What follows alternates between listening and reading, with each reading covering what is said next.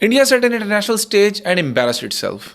India ने कसम खा ली कि कोई इनोवेशन अपनी नहीं करनी, बल्कि जब भी करना है कॉपी पेस्ट करना है, वो फिर चाहे बॉलीवुड मूवीज हो या फिर सॉन्ग्स हो। लेकिन इस बार तो भारत ने हद ही कर दी, यानी इस बार आइडिया कॉपी करने के बजाय डायरेक्ट आइडिया खरीद ही लिया। भारत ने एआई इम्पैक्ट समिट 2026 का इनेकाद किया, एक ऐसा आलमी इवेंट जिसका मकसद था दुनिया को दिखाना कि भारत मसनूई ज़हानत यानी आर्टिफिशियल इंटेलिजेंस में तेजी से उभरती हुई ताकत बन चुका है। दुनिया भर के बड़े टेक कंपनियों के नुमाइंदे, माहिरीन, सरमायाकार सबको मदऊ किया गया। दावा किया गया कि मेड इन इंडिया एआई दुनिया को हैरान कर देगा। लेकिन फिर एक ऐसा वाकया पेश आया कि जिसने वाकई दुनिया को हैरान कर दिया और सारे प्राइड टोल्स जो ऊपर जा रहे थे वो ट्रोल्स में तब्दील हो गए। समिट में गलगोटियाज यूनिवर्सिटी की जानिब से एक रोबोट को भारतीय इनोवेशन और भारतीय डेवलपमेंट के तौर पर पेश किया गया। ये वही यूनिवर्सिटी है जिसे भारतीय वज़ीर-ए-आज़म नरेंद्र मोदी ने टॉप इंडियन प्राइवेट यूनिवर्सिटी का अवार्ड भी दे रखा है और रोबोडॉग इस यूनिवर्सिटी की एग्जीबिशन का शो स्टॉपर था। लेकिन कहानी फिर कुछ यूं शुरू हुई। You need to meet Orion. This has been developed by the Center of Excellence at the Galgotias University.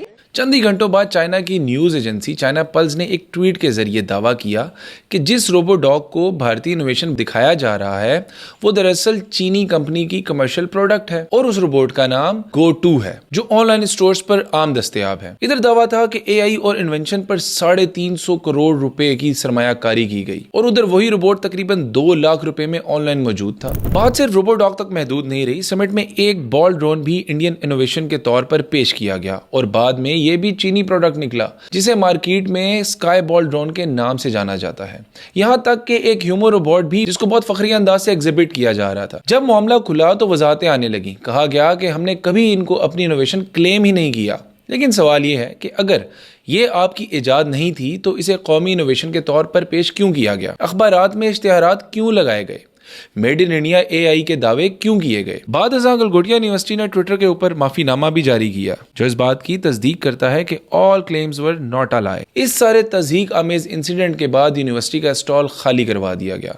इस सारे मामले के बाद खुद गलगोटिया यूनिवर्सिटी के तालिबात का कुछ ऐसा रिएक्शन था। कॉलेज का नाम भी खराब हो रहा है इस चीज को लेके, अगर सर फ्रॉड हो जाएगा अगले तो अच्छी कंपनीज भी हमें विजिट नहीं करेंगे आके। तो वहीं दूसरी तरफ सोशल मीडिया पर भारतीय कीबोर्ड वॉरियर्स ने इस एम्बैरेसमेंट को कुछ इस तरह से डिफेंड किया कि चाइना खुद भी तो अमेरिकी टेक्नोलॉजी को कॉपी करता है, चाइना खुद भी तो कॉपी पेस्ट टेक्नोलॉजी है। लेकिन इन कीबोर्ड वॉरियर्स को कौन समझाए कि इनोवेशन कॉपी करने में और किसी और की इनोवेशन खरीद कर अपना लेबल लगा देने में जमीन आसमान का फर्क है। वैसे गलगोटिया यूनिवर्सिटी का अपना एक जदीद तरीन ड्रोन भी एग्जीबिशन के लिए मौजूद था जिसको थर्मोकोल से बनाया गया था और वो भी खासी तवज्जो का मरकज बना।